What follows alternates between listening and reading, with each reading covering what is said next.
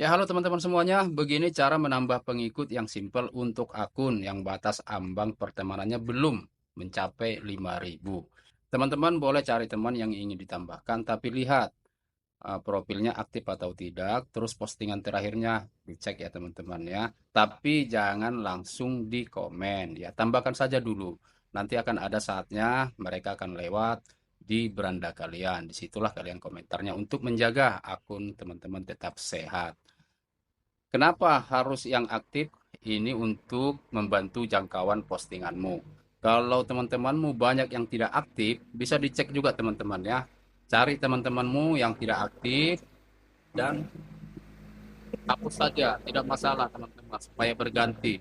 Cari teman-teman yang aktif supaya membantu jangkauan postinganmu. Menjaga pembatasan atau spam dari Meta, dijaga durasinya. Satu hari 10 ya. Saran saya 10. 3 pagi, 3 siang, atau 3 malam.